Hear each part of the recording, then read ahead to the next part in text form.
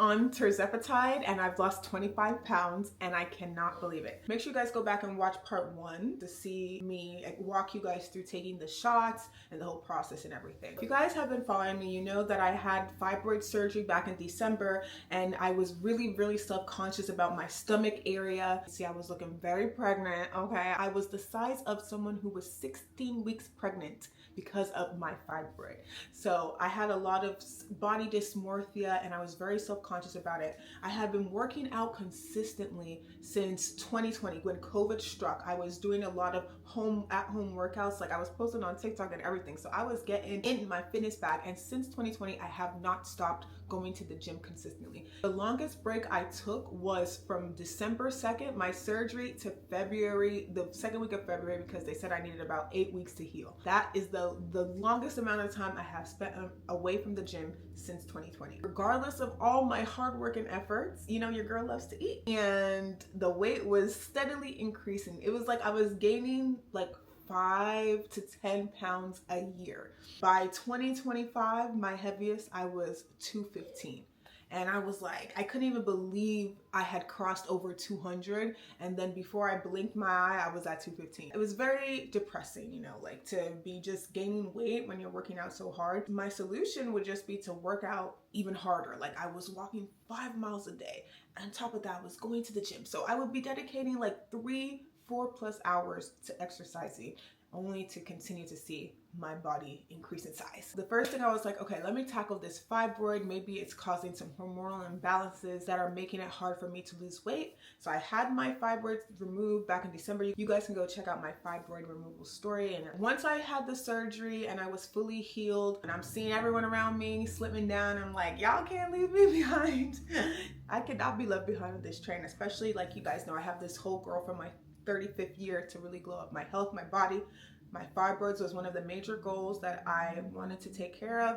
Next is the weight. I did a lot of research on what type of weight loss drug would be good for me. Was it going to be Ozempic, semaglutide? Was it going to be Zepbound, Tirzepatide? Was it going to be the compound GLPs? My aunt lost 50 pounds on Mounjaro. Watched tons of TikTok videos, read some articles. I talked to a couple doctors, you know, about it. Tirzepatide is known to have less side effects, so I decided to go with Tirzepatide. And I finally decided to make an appointment with Circle Health, which is like a telehealth concierge medicine site.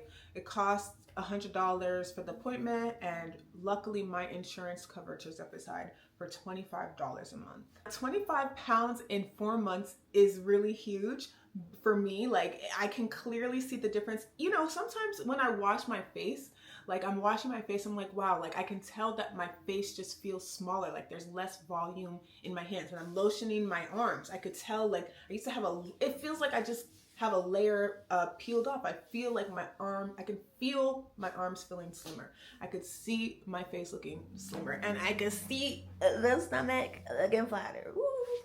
So I love it. Love the weight loss. But the key thing for me with Tirzepatide is like I didn't want to lose weight too fast because I didn't want to get those lines. I didn't want to get, you know, what people call Ozempic face. So I was very cognizant that I wanted to lose weight slowly and healthily. So from 4 months, using 25 pounds, that's an average weight loss of 1.5 pounds a week. And you know, healthy weight loss is between 1 to 2 pounds a week. So that's perfect for me, very sustainable. Like I'm not trying to look too slim. I want to get, my goal weight is 170. So I'm about 15 pounds away from that. And I really like my pace. My first month on Zepbound, I was on the 2.5 milligram dosage. The first 2 weeks, you know, I think I lost like a couple pounds the first week, and I lost like 5 pounds the second week. The third and fourth week, I didn't lose any weight. I think I even gained some weight. And my doctor decided that we should up to 5 milligrams. I don't really recall any major symptoms. The most common thing was feeling too full. So like I would feel like if I ate, I was eating my regular amount of food because, you know, I definitely was not feeling that lack of hunger. I was not feeling lack of hunger. I was hungry and I was eating my full meals that I was used to eating, But then when I would wake up the next day, I would still be full. And it was a very uncomfortable feeling to just have foods feeling like it's sitting in your stomach, not moving. So that was like the major side effect. I didn't really have terrible gas or anything. And I was like, okay, Fumi, that's a good side effect because you're supposed to be eating less. That's the whole point of the drug. But you know, a lot of people say that it makes you not feel hungry. I wasn't really experiencing that lack of hunger. I was just feeling like I'm eating too much food after the fact, after I already ate the food. My second round appointment, I went to her, we increased the dose to 5 milligrams. Because that's when the real party started. That's when I started to get a little bit more side effects. They're not crazy side effects at all. That uncomfortable feeling of feeling too full escalated. And I was starting to get more gassy, and I was starting to feel a little bit more nauseous because I felt like that food was just sitting in my stomach, and that was nauseating. I couldn't really trigger or like pinpoint, okay, I ate a greasy food, so this greasy food is making me feel this way, versus like I'm eating a salad and this salad is making me feel this way. I couldn't really pinpoint what specific type of foods was making me feel a certain way. I just know that if I ate too much food, I was gonna have that uncomfortable full feeling and maybe get a little nausea and be gassy. Then I think about 2 months ago at this point, yeah, it must have been about 2 months ago, I had a crisis. My mom was in town and she invited her friend and 2 daughters over for dinner. So of course I was the one, as the firstborn Nigerian daughter, doing all the cooking. And it was a work day, it was a Friday. So I had to work and I had to finish work and cook. And I didn't eat all day. Mistake number 1. Our guests arrive. Of course, guests coming over, you're gonna serve them alcohol. So we opened some Prosecco, and you know, I downed that first glass of Prosecco. I downed it. I was like, this is good. And I had another glass. And then we started to eat around 8 o'clock. I was eating the food. It was a delicious meal, healthy. It was fish, rice, and a cabbage slaw salad. Very healthy, like whole foods, delicious. But as I'm sitting there at the dining table eating it, my stomach, something is happening in my stomach, and I'm not feeling all right. I couldn't even wait for the dinner to be over for them to leave. I had to excuse myself and go upstairs maybe like an hour or so into dinner, and those people did not see me again for like the rest of the evening. I was in the bathroom. It was so bad, you know, diarrhea, vomiting. I was on the floor laid out, and that was like at 9 o'clock. Something like that had happened to me before, and I just thought, you know, if I just get everything out of my system, I'll be fine. I just need to get every single piece of food out of me and I'll be okay. And I did, but I was not okay. I was still in pain. And by that point, my mom and sister had come upstairs. They checked on me, and I was just like, I just need to wait for this to pass. So they went to sleep. But at like 12:30, 3 hours of me being in pain, I was like, I can't take it anymore. So I went to go wake them up, and I was like, we gotta go to the hospital because this pain is not going away. So much pain. I was like, we drove to this hospital. It was a terrible hospital. The emergency room was full to the brim. People were saying they had been there for like hours, and I was like, y'all, we need to find somewhere else. I cannot sit. So uncomfortable. I could not sit there. So we ended up driving all the way down to Alexandria, like 30 minutes away, to another emergency room that said they only had a 5-minute wait time.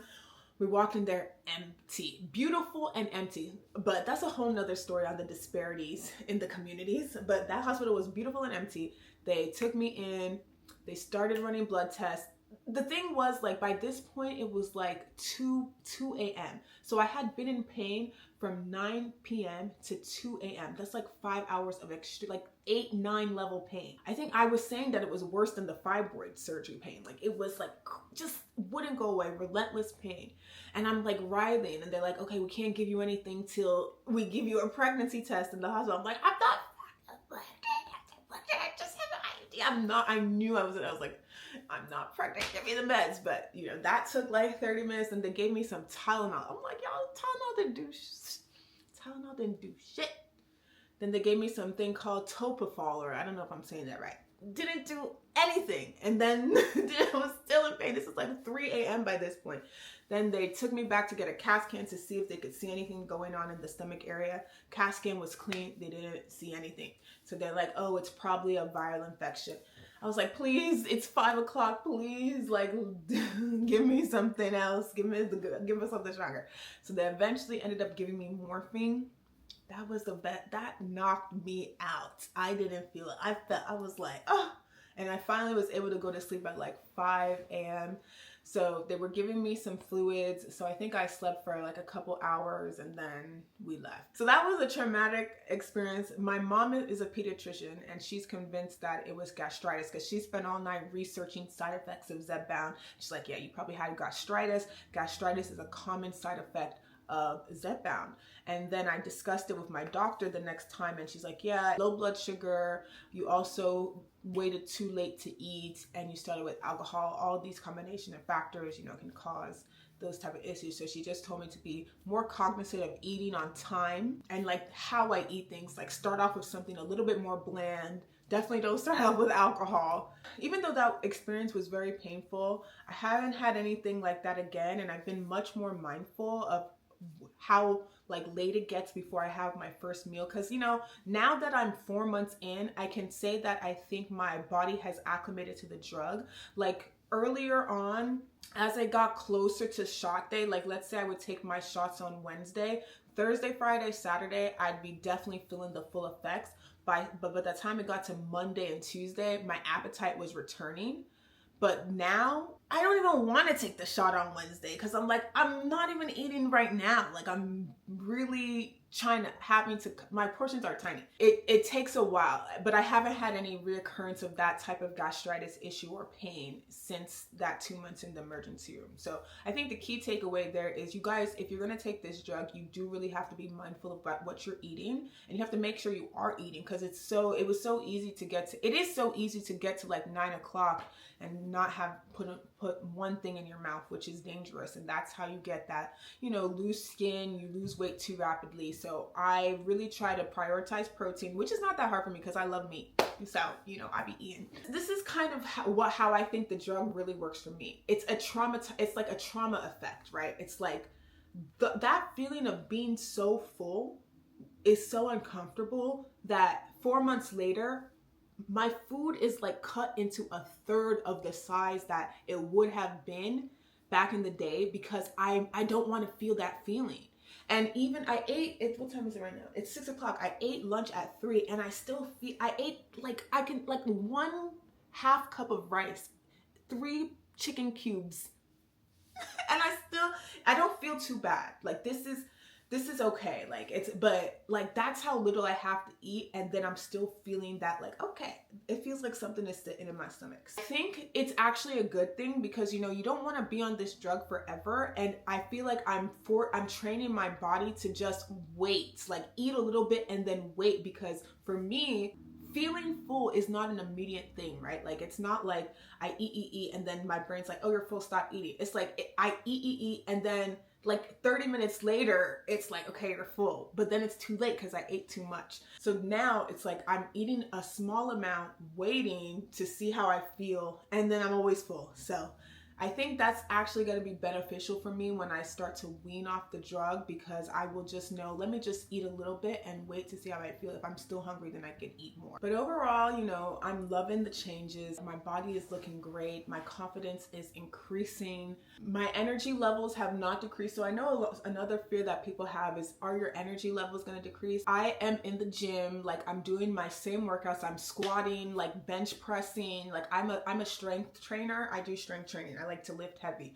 So I'm doing all of that. I will say I have probably scaled back on the intensity of my workouts and the frequency, because like I said before, I was going 5 days a week, 3 hours to do anything to combat the weight loss. But now that the weight loss is coming off, I don't have to kill myself in the gym to see results, which I love. So I do my strength training. I do leg day, arm day at least once a week. I do 1 arm, 1 leg.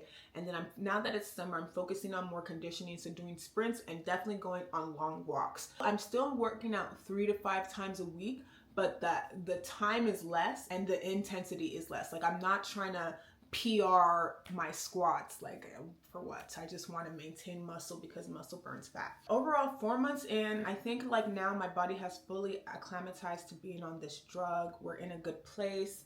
I feel like I'm not going to go up from 0.5. I think 0.5 is the perfect amount for me. I have about 15 more pounds to lose, probably like a month and a half or so. Let's say 2 more months. So by the end of summer, I should be at my goal, and we'll see how low I want to go. Like the lowest weight I've been, I was definitely like 155 in college.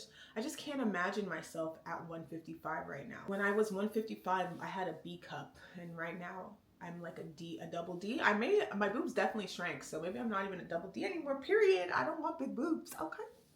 I don't even want a big butt. The main thing to remember, guys, is progress is not linear. I try to do my weigh-ins every week when I take my shot. So I did my weigh-in yesterday. I was 185. But when I weighed myself today, I was 185.8. So the scale, it's not just going to go straight down. So don't get discouraged if one week you lose a pound and the next week you gain a pound. As long as you're on average losing, that's the healthy way to do it. You don't want Ozempic face. You don't want to lose weight too fast. You don't want the lines, so take it slow and steady, and you're gonna get there. Eat well. One thing I noticed is that a lot of people on TikTok anyway that are on the GLP-1s, they try to show you what I eat in the day, and I still see a lot of processed foods, and I'm definitely like a whole food girly. Like, that's not to say I'm not gonna order DoorDash, because I order DoorDash every day this week, okay? But I try to order like rice, meat, veggie type things versus like protein bars, protein powder. I don't like that. And I think I can get enough protein. I think you eat 2 big chicken breasts, that's your protein goal. I'd rather eat 2 chicken breasts than eat any type of protein powder. Okay, so I would say just try to really prioritize the whole foods if you are on Tirzepatide, because when you come off it, like, you have to think about coming off, and you want to have a lifestyle that is healthy and sustainable once you come off the drug as well, because I don't want to be on it forever. But yeah, I hope this kind of helps you guys. I'll try to do monthly updates. So if you guys have any questions or curiosities that I can address in the next update, put it below. If you're nervous about getting the drug, I think just go for it. Like, so many people are on it right now. There are some side effects, but I personally don't think the side effects are unmanageable, especially if you eat properly. I was not eating properly, so I experienced, I paid for that. And it was a lesson that I'm glad I learned early on, because I will not be making that mistake again, okay? I can only drink 1 glass of alcohol these days, and then I just start to feel off, which is probably a good thing. Let me show you what 25 pounds worth of shots looks like. Miracle drugs.